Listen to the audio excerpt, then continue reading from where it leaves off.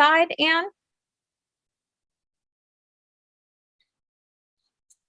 Great. Hi, Anthony. New Jersey's represented. Excellent.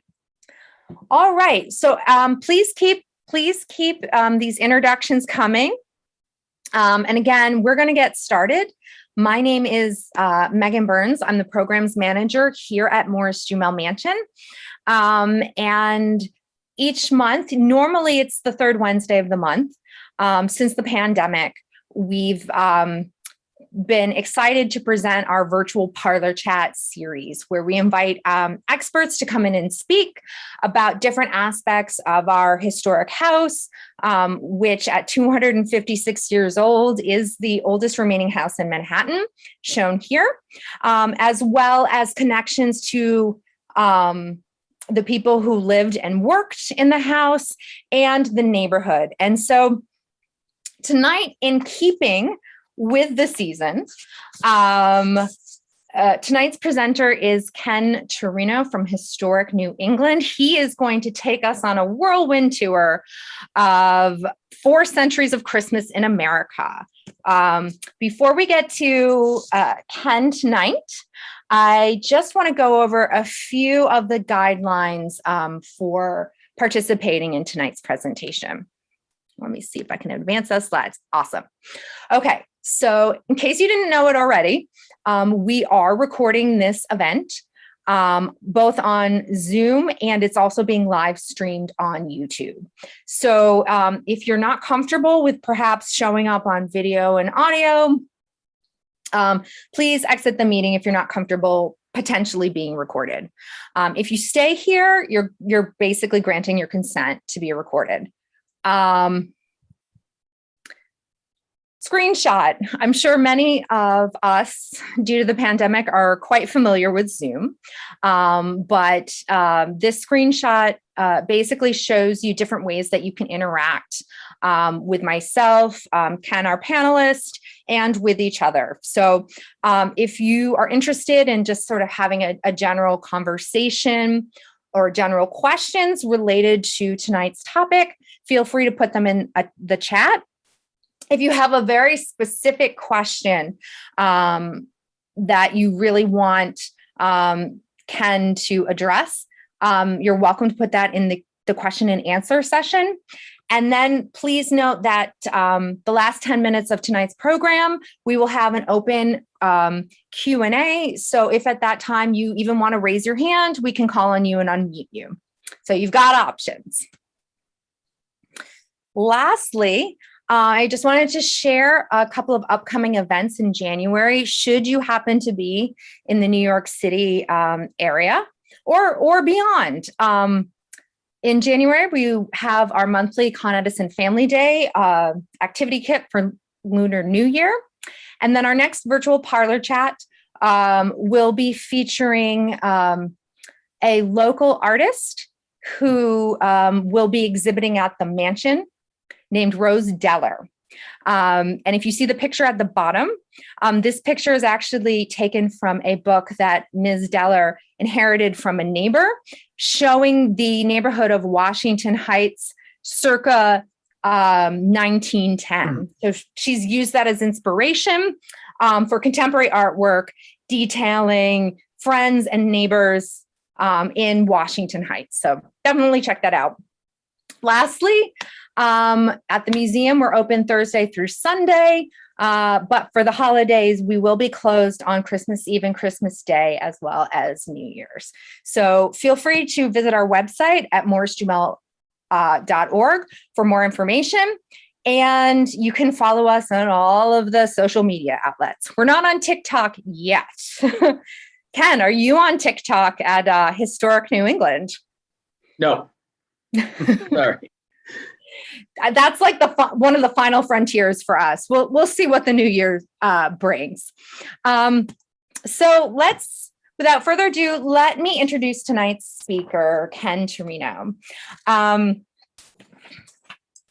is a curator, educator, director, producer, and author. As manager of community partnerships and resource development at Historic New England, he oversees community engagement projects throughout the region. His films have been shown on PBS, including the praying film, Back to School, Lessons from Norridge's One-Room Schoolhouses. Ken has published numerous public history articles, including many with a focus on interpreting historic sites and on LGBTQ plus history. His most recent publication is 2019's Reinventing the Historic House Museum, New Approaches and Proven Solutions, where you were the editor with Max Van, how do you say your collaborators? Balgoy. Balgoy. Great. And he's also, you've done a lot. You are a consultant on interpretive planning and community engagement projects at various historic sites.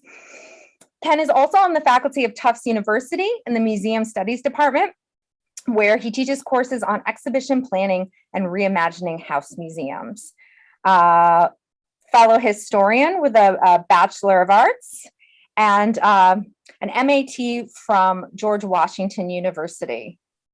Ken speaks widely on the history of Christmas and is currently working on yet another book with your colleague Max on interpreting Christmas at historic sites and museums. Please join me in welcoming tonight's special guest speaker, Ken Turino. Hi, thanks very much for inviting me. I'm delighted to be here. I'm just going to pull up my slides for you. Perfect. And bear with me.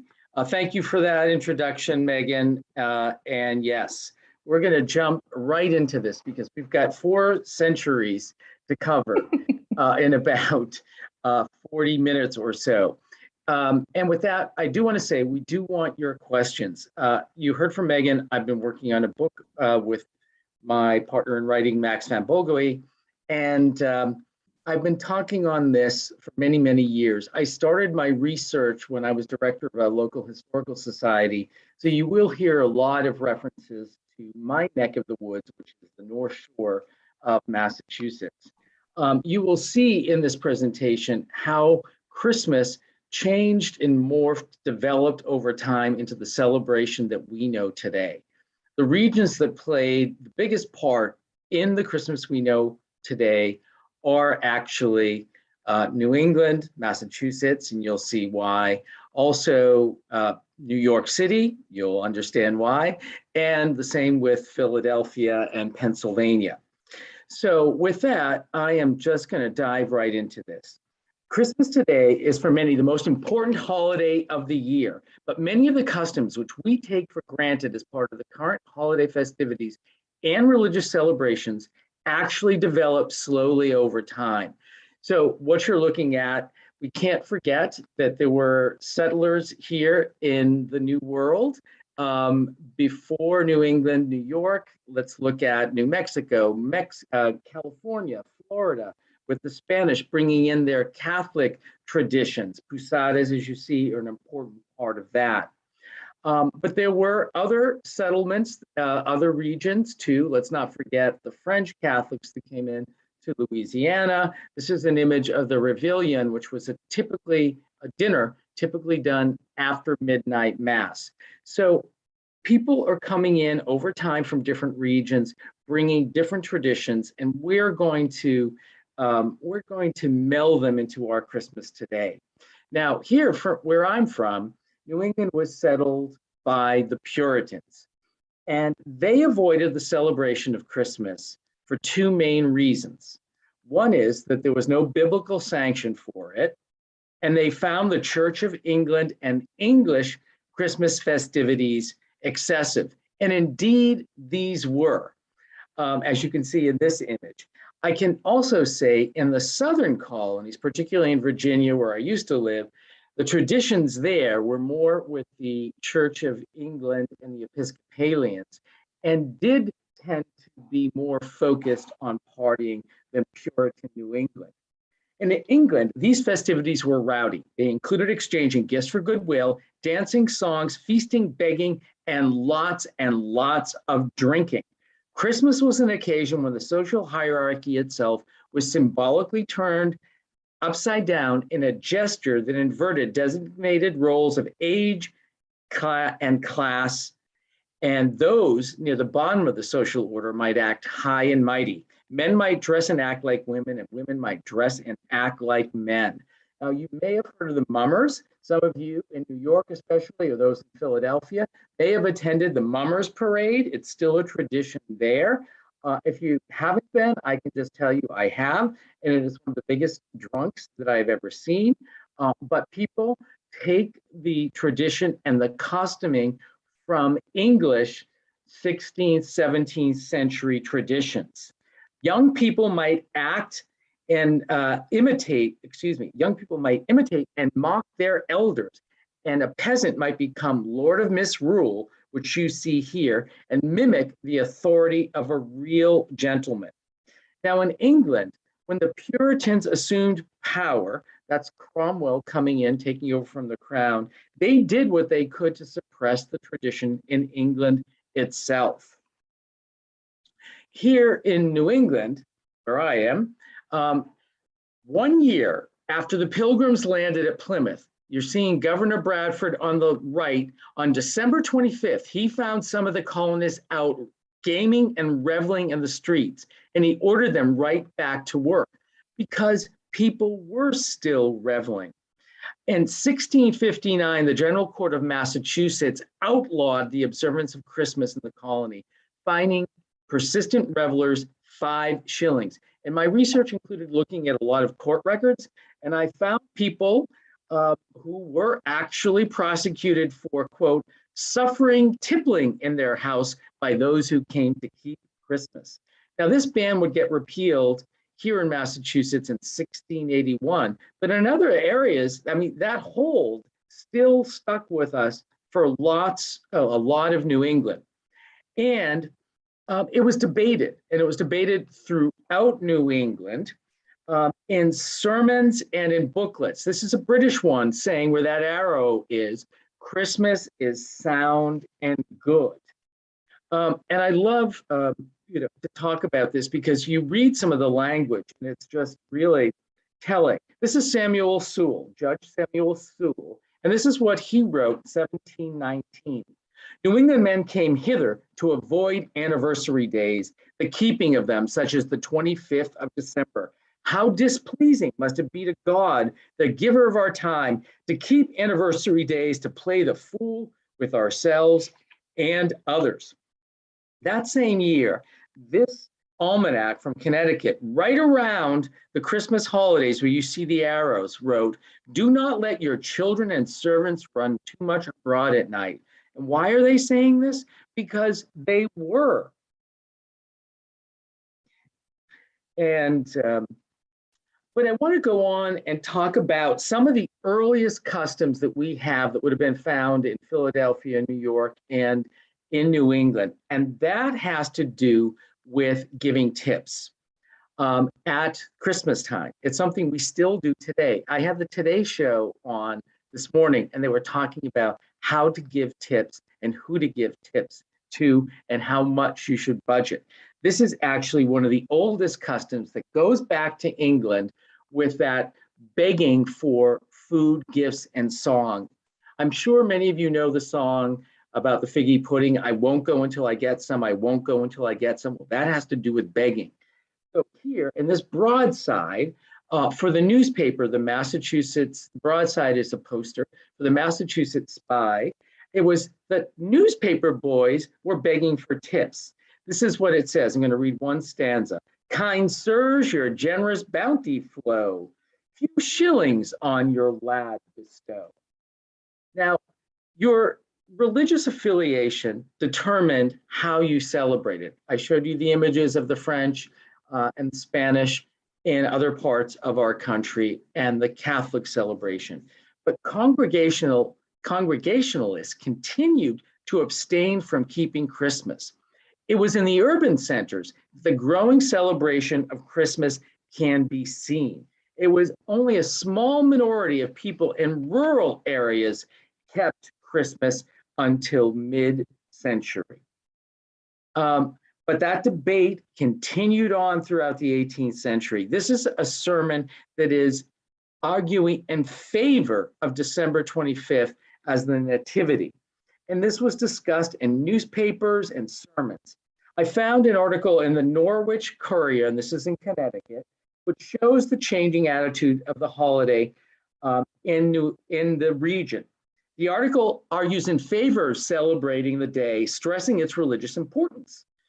I want you to listen to this flowery language carefully, because in it, it's going to tell you what the two biggest holidays were in our early republic. This is across the nation.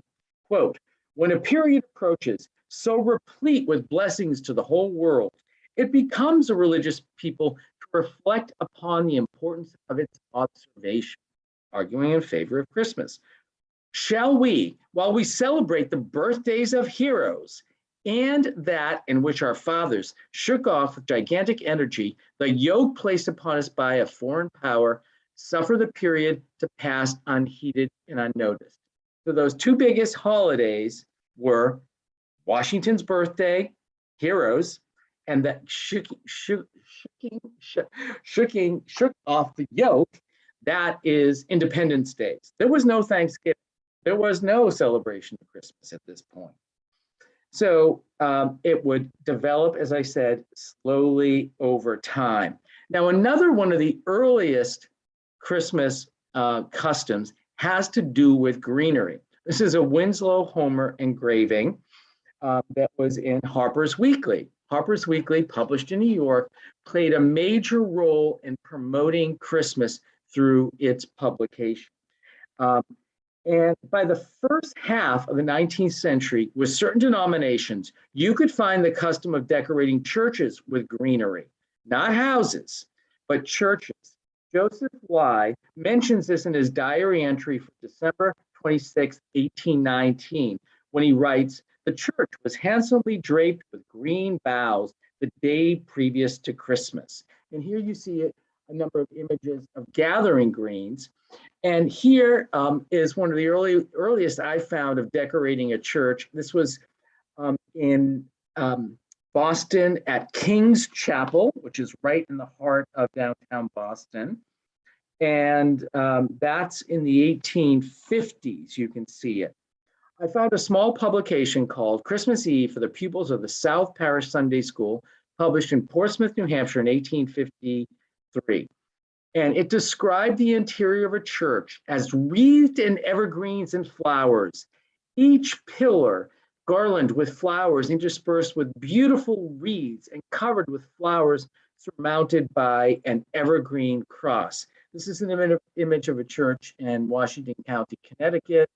And here I wanted to show you, it's only coming into houses later in the century, after mid-century.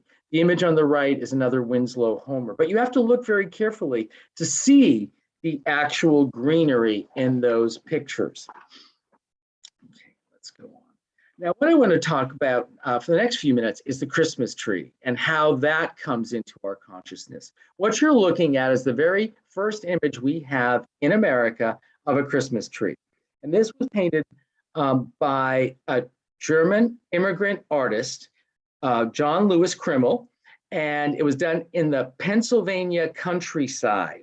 This is in the Winterthur Museum collection. And it was done between 1810 and 1819. And I want you to look at these trees closely as I show you a bunch of them. It was at a local church fair. You see a ticket for one on the left, or a Sunday or Sabbath school, and that illustration is from a Sabbath school booklet on the right, that most people of the mid-19th century probably encountered their first Christmas tree. Now, many of these fairs were sponsored by the Unitarians, who promoted the idea of the Christmas tree in their publications. And these church festivals or fairs were advertised. You can see this is one from Middlebury, Vermont, and it's advertising a Sabbath school with a Christmas tree, because it's still a big deal to see one of these. Now, these fairs usually featured baked goods and handicrafts made by the ladies of the church or an organization, and they might have included some form of entertainment, which included a social hop. So you get a Christmas tree and a social hop, which is a dance here. These Christmas fairs, and I'm showing you one from my hometown, Nahant, Massachusetts, that took place just a couple of weeks ago. These Christmas fairs are actually one of the oldest customs traditions we have in America. And they often, as I said, promoted Christmas trees. These fairs, like this one here, are done for charity. And they're still, as I said, very much with us. One of my new areas of research has to do with the anti-slavery and female anti-slavery societies. And they held Christmas fairs in New York and Philadelphia. Boston's was the biggest. So you can see they were all over. Some broadsides or posters on the left. And the image on the right is actually a quilt that Lydia Marie Child made to be sold at one of those fairs and is now in the collection of Historic New England, just to give you a sample of the goods, all making money to fight slavery here. I want you to look at this image. It's the first printed image of a Christmas tree in America. And it was done as the front piece to The Stranger's Gift, a gift book. And you're going to hear more about those in a bit, written by a German immigrant, Hermann Bochum. This was published in Boston in 1836.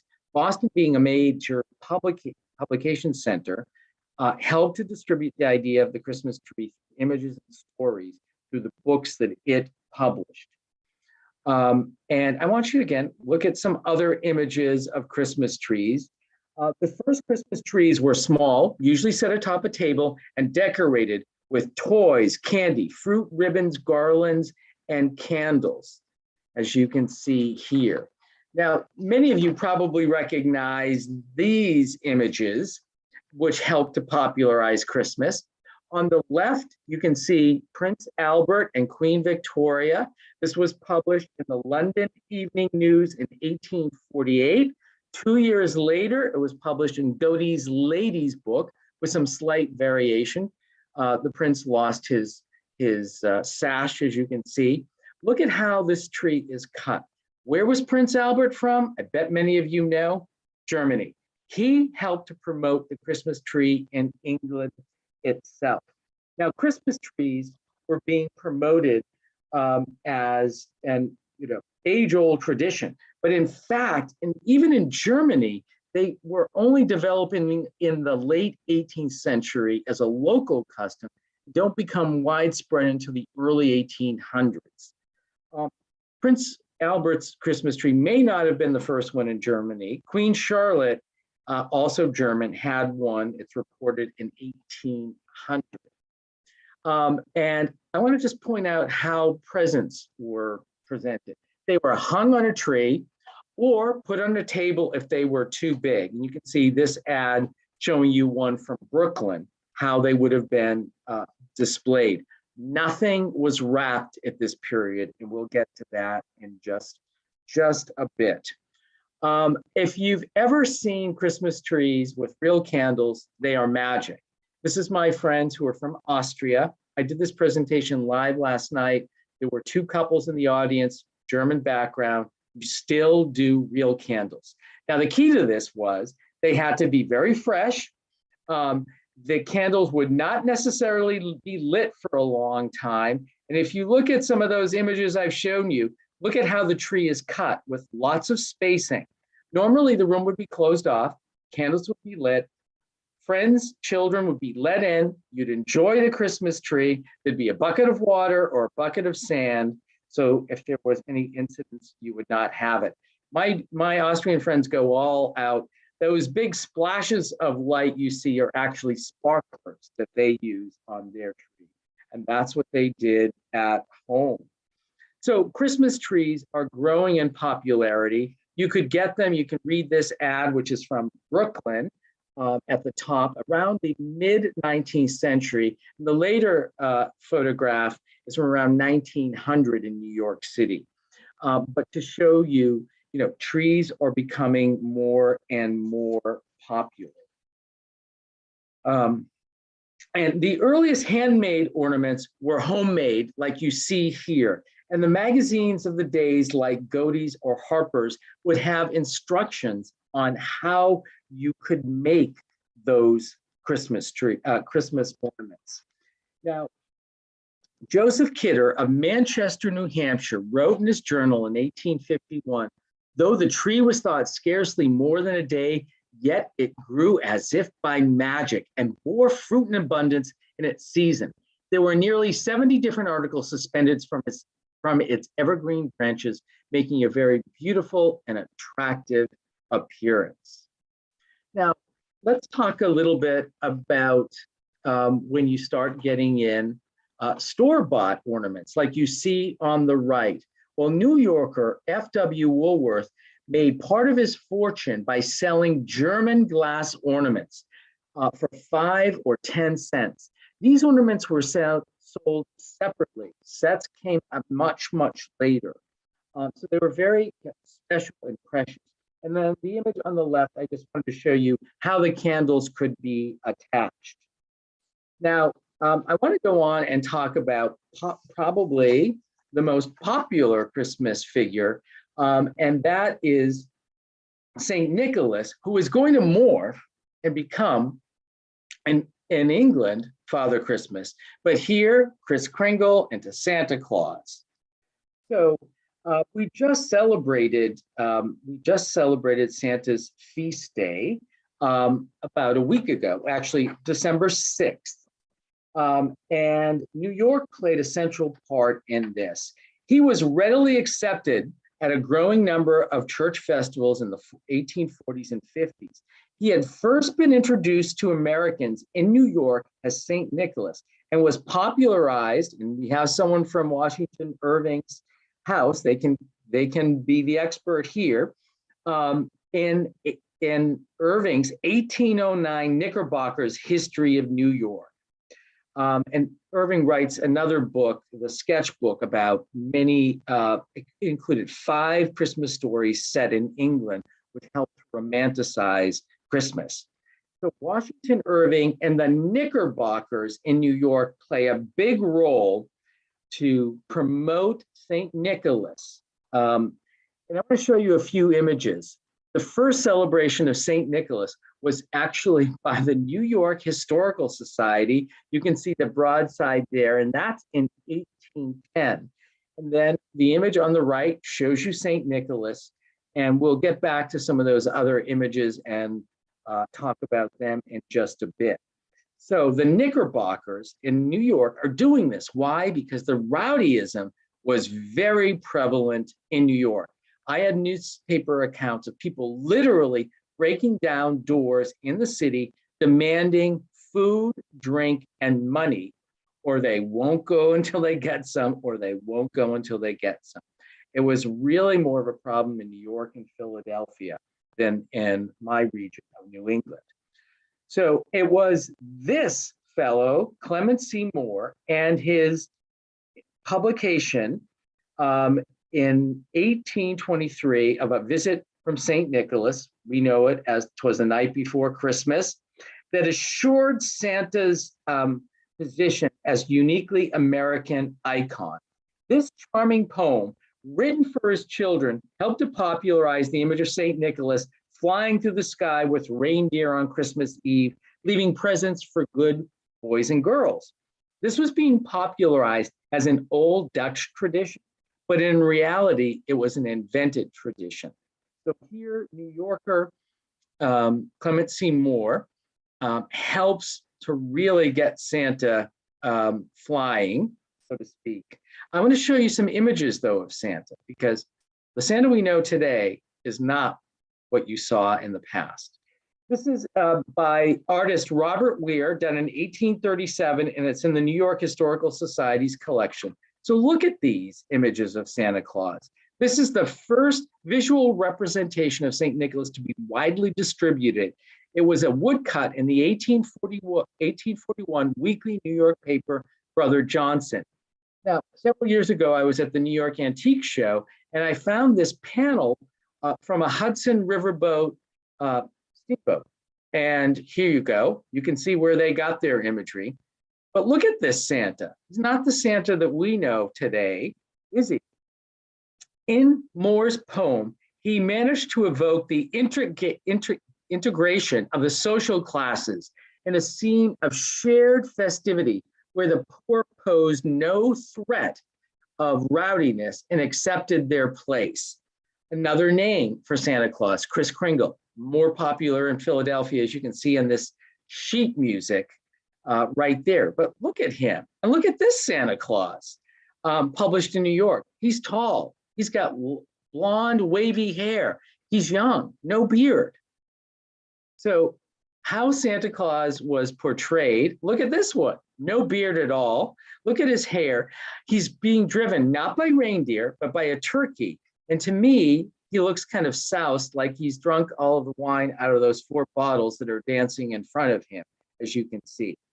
The point is how we look at Santa Claus, how we looked at Santa Claus in the early 19th century, mid-19th century, was not set in stone. He was not wearing red necessarily. Look at this one. He doesn't look so jolly to me. But what Moore does do, and these are the first illustrations from his illustrated book that came out in 1848, published in Philadelphia, 1858. And here you see Santa, but he's doing what we expect. He's going down the chimney. He's driving his carriage with reindeer. And in the poem, it says he was portrayed as a plebeian, and it says he looked like a peddler and a jolly old elf. And here we have an illustration of Santa by Thomas Nast.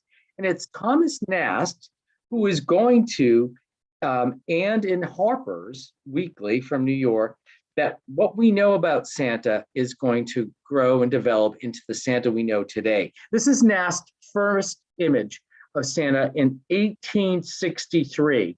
Here's another image with the big belly as he's developing in 1879. And it's this image that sets Santa in stone. It's 1881, Thomas Nast's famous image. Here, everything we expect Santa to be. Look at those cheeks, that white beard, jolly, big belly, smoking a pipe. This now is how we have set in our mind Santa is going to look. And Anne might get this question. I'm going to ask you to throw it in the chat really quickly. It was Thomas Nast who gave Santa a North Pole address. But where, according to the popular literature, Washington Irving, where did Santa live before Thomas Nast gave him a North Pole image? If you could quickly throw that in the chat, let's see if anyone can get that. Right, someone, Helene got that. No, Alaska, sorry, Craig. I see some good things here. And okay, I will tell you. Helene got it. He lived in Spain. According to Washington Irving, he lived in Spain. Hey, why not? Good food, good wine, good climate. But it was Nast who sets him into the North Pole. So the decades from the 1850 to 1870 saw Christmas become firmly established as the most popular holiday of the year. Quote, Christmas seems to be growing in favor with the people, began an advertisement in 1841. Although resistance to these developments, believe me, still existed. Listen to what the Reverend James Porter had to say about Christmas.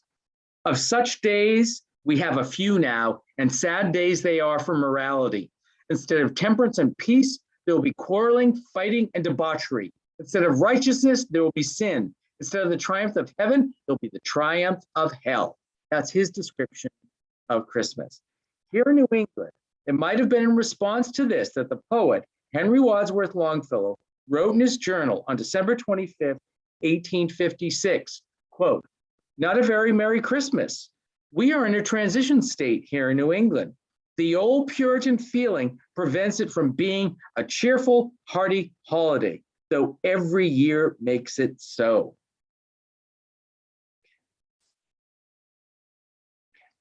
So a rowdy Christmas did not disappear. A domestic Santa did not obliterate other modes of celebrating, but a new view emerges which portrays Christmas as a family-centered event.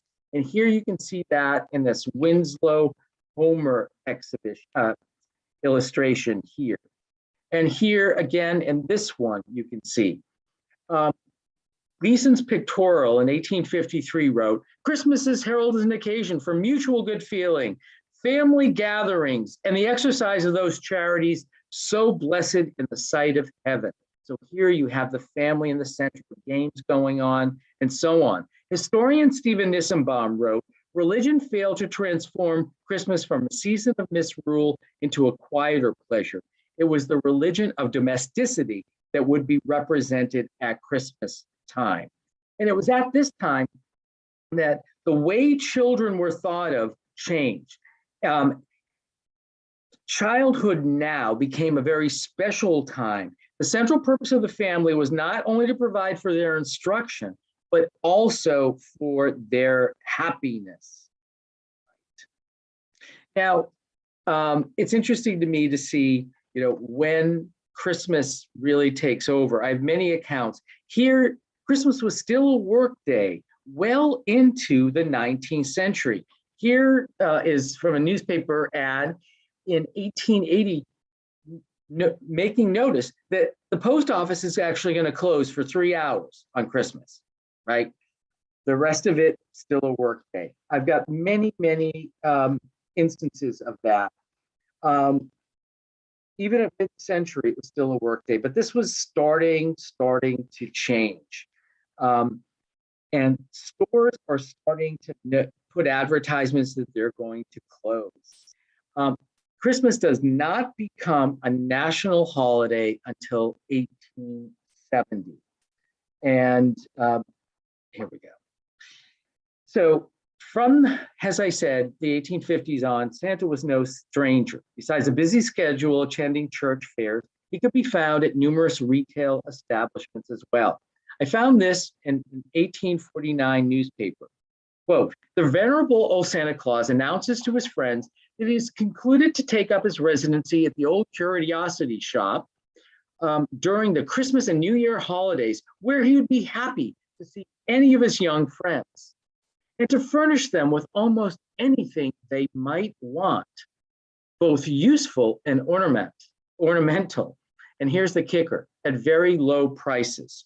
We talk about the commercialization of Christmas. It was there from the beginning. The ad you're looking at the top is from 1806 in Salem, the one on the bottom from Boston, 1839. So as the popularity of the holiday began to grow, businesses began advertising their wares as presents. The earliest advertisements also referred to New Year's gifts as often as Christmas. So in these early advertisements, the seeds of the commercialization of the holiday were sown. Such holiday customs as the Christmas tree and Santa Claus, intimately connected they are with gift giving, might not have flourished to the extent they did without some kind of economic impetus. For the first time, mass production of inexpensive goods brought large-scale consumption within the reach of the general public. So look at these ads showing you that Santa's baggage has arrived, and look at the variety of things being advertised. Merchants were not slow to take advantage of this. And I want you to notice the ad on the left. About 2/3 down, in big type, it says juvenile books. Well, books like the one you see on the right were on the cutting edge of a commercial Christmas, making up more than half of the earliest items advertised as Christmas gifts, writes historian Stephen Nissenbaum. Publishers came up with a new product, a literary genre known as the gift book. Here's one example. And here's one called the Liberty Bell that was sold at the fairs that the female abolitionists did. They sold them in Rochester, they sold them in Boston, this one being from Boston, and in other areas. These books might consist of poems, stories, some humorous. Here, of course, for the Liberty Bell, they would relate to the plight of enslaved people and the fight for the end of slavery. But they weren't the only presents. You could see, I wanted to just show you a couple of other things that people might have, one being dolls. Annie Jenkins of Lynn, Massachusetts, recalled receiving this in the 1860s. Quote, she was sitting under a big tree, laden with presents. What are the presents I had? I do not remember. The only of any importance was my beautiful dolly. And this was a gift to Henry Wadsworth Longfellow's daughter, Edith, from Santa in 1853, just to show you. But there were all kinds of, you could buy rattan furniture for holiday gifts, sleds, skates, or so on. You can just see. And we think we are crazy about gift giving. I have to tell you, the commercialization was there from the beginning, but so was the craziness. Listen to this. Ella Lyman wrote in her journal on December 23rd, 1866, off early this morning to buy Abby's cuckoo clock, afterwards to McCarthy's to buy greens, home to dinner, and directly out again to buy 14 more presents. Finished at last at 6:30, having bought 147 presents since Tuesday afternoon. That was 5 days, folks. So we think we're crazy. The commercialization and the craziness was there from the beginning. I love this trade card with Santa throwing a pudding down the chimney. It must get cooked as it goes down. Christmas shopping involved planning, not just for presents, but for the feast as well. Turkey, as you can see here hanging in this market, seems to have secured a place as the roast of choice for Christmas Day. And here in Washington County, Connecticut, you can see more turkeys hanging along with greenery and other things you can sup on. Betsy Brickett Clark of Plastown, New Hampshire noticed we had a splendid dinner, turkeys, ducks, pudding pies, fruit, etc. So I want you to listen to this description for the novel hostess of how to serve your turkey. It came with 3 full pages devoted to carving the turkey, and it begins with this dire warning.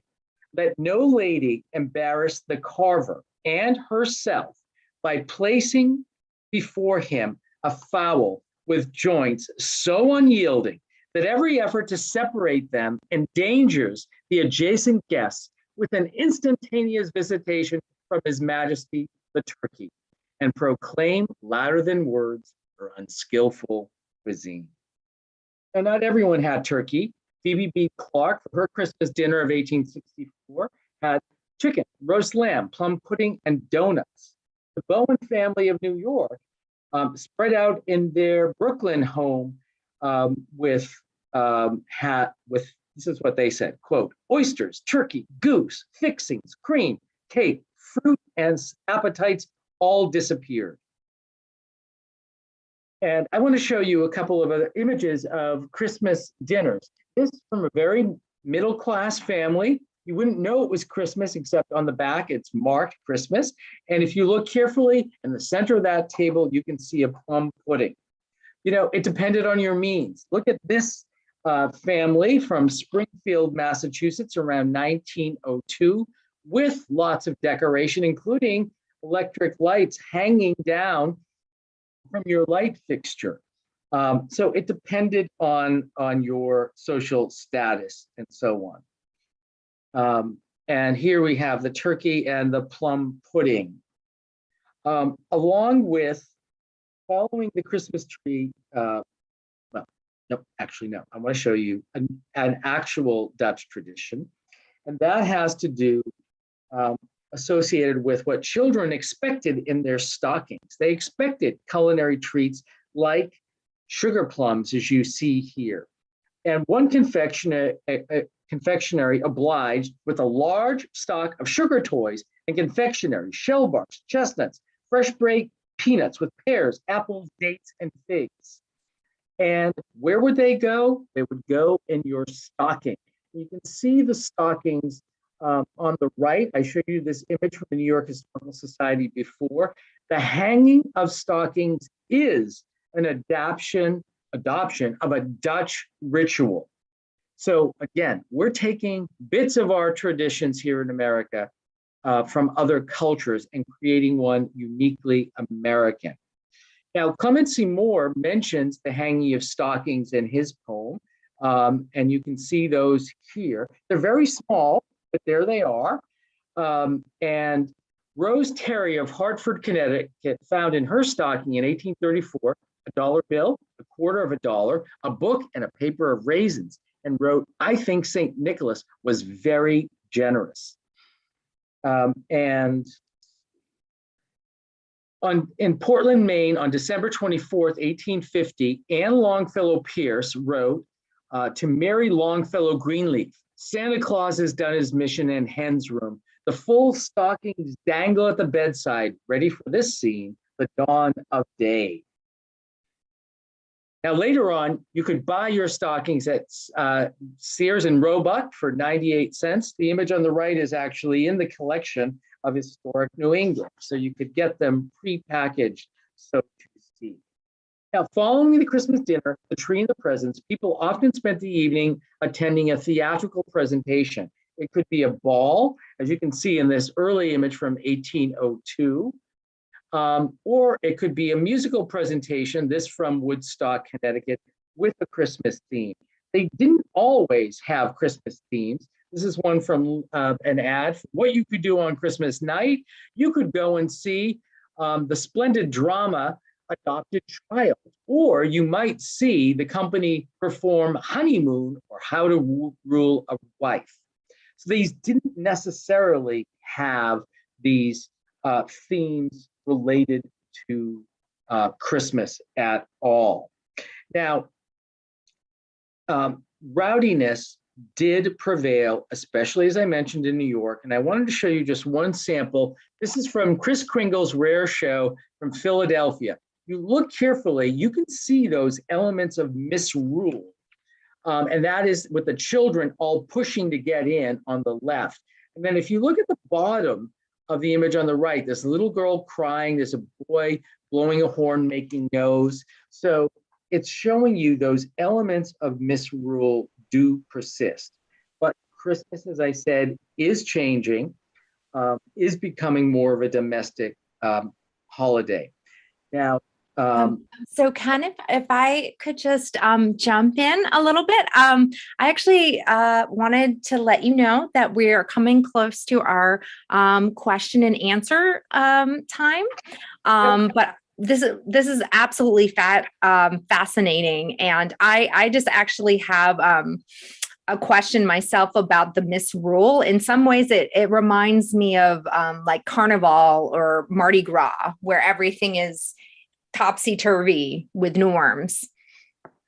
Well, it is, and that's why I suggest if you haven't seen the mummers in Philadelphia, that's associated, comes from New Year's with the Christmas holidays, and it's very much, but it's coming out of different traditions than the Puritan tradition that took most of New England, and actually New Englanders were settled in different parts of the country. They brought their tradition with them and helped to spread the holiday. So did you want me to go through the last bits very quickly, how did you want to do this? Again, this is all fascinating. If you could, it would be great to really see some of the Washington Heights specific connection of the holiday. And then depending on whether or not we have a lot of questions coming from the chat, we might have a little bit of extra time. Sure, that's actually fine. Let me get on to the 20th century. I mentioned to you before, Christmas presents were not wrapped. You can see Santa there, just when they do with plain paper, and wrapping doesn't come in till the 20th century. So most of the traditions, what I've been talking about earlier with Santa Claus and so on, they're set. There are newer things like wrapping paper, electric lights that come in the 20th century. And in 1889, a big deal happens. Santa gets married. Your Christmas trees start going outside. This is the first Christmas tree. from in Washington, D.C., set up by a New Englander, President Calvin Coolidge in 1923. And some of you may know this image in New York. It's the first Rockefeller Christmas tree that happened in 1931. There's a gap, and then 1933, it becomes regular. This was in the height of the Depression when workers, Italian workers, kicked in their own money at the site of Rockefeller Center when it's being built and made a Christmas tree. Of course, Macy's mechanized windows, very much a tradition even to this day. Santa Claus gets co-opted to sell everything. Christmas comes earlier and earlier and is morphed and changed with Cyber Monday. We just lived through imitation Christmas trees. That one is from Germany. The first ones were made out of ostrich feathers. I'm sure some of you remember them. That's me with my mother. And in New York, remembering the poor was part of one of the traditions that Charles Dickens started to promote. And here you see a couple scenes from New York. This one to raise money for New York homeless boys. Here, the Salvation Army, which started in England. Here's a New York scene, still continuing to this day. New editions, Rudolph, First Christmas stamp is 1962. Kwanzaa comes in the 1960s. So you see how Christmas is morphing and continues to change. And this is the Washington Heights image, Megan, that you referred to that I just did want to mention before we kind of wrap up with this. And some of you may know this tradition. As I mentioned, Clement Moore was a New Yorker, and his grave was actually moved to Washington Heights, to the cemetery there. And he, the Trinity Church Cemetery, right. So in 1911, the vicar of the church at the time, Milo Gates, initiated children carrying originally lanterns or torches, and they would parade over to his grave, Clement Moore's there, and they would read A Christmas Carol there, not a Christmas Carol, so it was the night before Christmas. And there was a procession, as I said, to the grave. And I wanted to show this image because at the church, this tradition still goes on, the grave. It did not because of COVID last year, but here's an image from 1990 that shows Joyce Dinkins, wife of Mayor David Dinkins, reading the poem. So they often have celebrities read the poem in the church, if not at the grave. So that's a connection to Washington Heights. And, you know, every community has their own celebrations. I mean, New York had Macy's Day Parade. Here you can see Andy in one of the earlier parades, but every town has their own celebrations. And this is in Woodstock, Connecticut, Woodstock, Vermont. And of course, in Maine, well, Santa's going to come on a lobster boat, and your tree will be made of lobster traps. So I hoped in this that I could show you how Christmas morphed and changed from to the holiday that we know today. So Megan, do you want to open up this to questions? And if there's time at the end, I'm going to end with a quote. Sure. Great. The chat has gotten very, very busy and lively. There was a nice side conversation about how St. Nicholas evolving into Santa is a fusion of many traditions, from Sinterklaas to the original saint in the Middle East, and particularly how he's remembered in Turkey. And then I visited his grave in Turkey, except it was grave robbed. The grave of the church is still there. The bones are, last I heard, in Italy. Wow. That's are there plans to repatriate him, or maybe not? No. And then Craig was sharing, he was asking if you could talk a little bit more about the role of the mummers and like mummers events in Philadelphia and Pennsylvania traditions. So because Philadelphia was settled by many Germans, that's where I showed you the image of the early Christmas tree, the earliest one we know. And there are other accounts of Germans with Christmas trees. So they're bringing that to America and helping to spread the word in Philadelphia, but all of Pennsylvania. So, and then it gets published, as I said, in newspapers and in books, and that spreads it across America. So the mumming tradition, as I mentioned earlier, harks back to that in Britain in the 17th and 16th and 17th centuries, continues into the 18th century. It's really complicated because Christmas is starting to fade in Britain in the 18th century, and it gets revived in the 19th century. We don't have time to go into that. There's a lot to it. But mumming, I don't know the whole history of the mumming in Philadelphia, but it should not be missed. But it does follow the British tradition.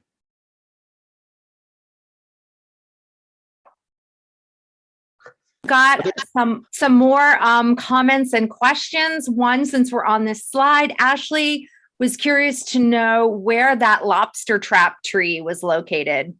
Oh, this is in Kennebunk, Maine. Okay. But you can see it in many ports. I was in Gloucester last weekend. I was in Portland, Maine last weekend. They have one. You can see them a lot in seafaring villages here in New England. Great. And then Helene had a question. Will the Clement Moore candle lit ceremony happen this year? And Patricia was actually able to share that while there will be a reading of the poem at the Church of the Intercession in Upper Manhattan, there will not be the lamp-lighted visit to the grave this year. And I believe John, if you're comfortable sharing, John has actually attended that ceremony for the reading of a visit from Saint Nick. Would you like to share any sort of observations, or anyone who's attended? I still have not attended yet.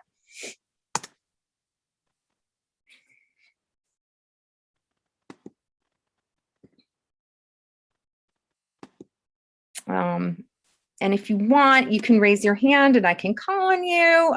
There's also some general questions about historic New England. Can you talk maybe a little bit about the mission of Historic New England and how many sites you oversee? Well, Historic New England owns 38 historic sites throughout all of New England, except Vermont. We have an office there and I have a staff person there. What I can tell you, which is interesting, we range from some of the earliest 17th century houses in our nation all the way up to Walter Gropius's modernist masterpiece. We just opened a new house with an LGBT story this past summer. I will tell you, though, that we did not do Christmas, because our 18th century houses here in New England, we did not celebrate Christmas. And then some of the other wonderful houses we have, like Beauport on Gloucester Harbor, one of my favorites, was a summer house. They didn't celebrate Christmas. If any of you have been to Newport, Rhode Island, and you see the mansions all decked out for Christmas, they didn't decorate. They didn't live there. They weren't there at Christmas. But they do that for the tourist trade, which is okay. This is why Max and I are doing our new book, interpreting Christmas correctly at historic houses and museums, or just being honest about what you're doing, which is all fine, which is absolutely all fine. We're all about context and transparency, right? That's it. You got it. So speaking of that book, how is it coming along, and do you have a potential time when those of us who would like to purchase a copy should be looking for it? Well, I will tell you, the manuscripts by all of our authors, it's an anthology, are due in mid-January. So the book, we'll see. The book should be out. I don't know if any of them are here tonight, so they might be, because I told them about this. Um, the book will be out in 2023 by Roman and Littlefield Publishers. Great. And you can find that information and some additional resources available on our at morris-jumel.org, where we will send you a link after this presentation along with a brief survey so you can learn a little bit more about this fascinating topic and help us as we create new programming. I believe we have one final question and one comment. There's been a bit of a comment going back and forth about how a visit from St. Nicholas is disputed. It very much is. Well, it is disputed. And there's a whole book that says Robert Livingston is actually the author. The first publication was anonymous. And there's been analysis done of the language that some people claim it was actually Robert Livingston that wrote it based on the use of the language. It was published under Moore's name, and Moore claimed it after it was published under his name. So yes, it is dated, and you can find that book online. I don't have the title in front of me, so sorry. And Coke did not popularize the red and white Santa. I saw John did that. They just picked up on it. So he was red and white before then, and that happened in the 19th century. Okay. And last question before we go this evening. And again, thank you all for your patience and for having such a lively discussion. So Ashley has a question about wrapping presents under the Christmas tree, how that initially wasn't a thing and then it evolved. And she has a question about when did that tradition start approximately and why? So what happened is they weren't wrapped, as I said, and you saw all those images, gifts weren't wrapped. You start finding department stores who are cashing in on the commercialization, finding that people wanted to use them as presents and offer this as a service, but they were plain with a sticker. And then it was Dennison's, that's the name of the company, from Maine and then later Framingham, Massachusetts, that started producing not only stickers, but whole sheets of paper by 1900. So they gained in popularity. And that's my whole point. What we consider traditional, as some of it is not as old as you might think, and it develops over time.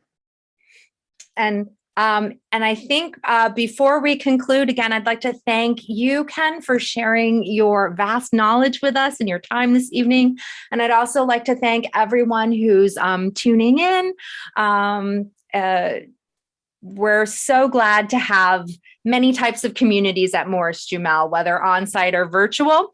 And again, if you missed any part of this presentation, it's being live streamed right now on YouTube, and the recording will be available on Morris-Jumel's webpage.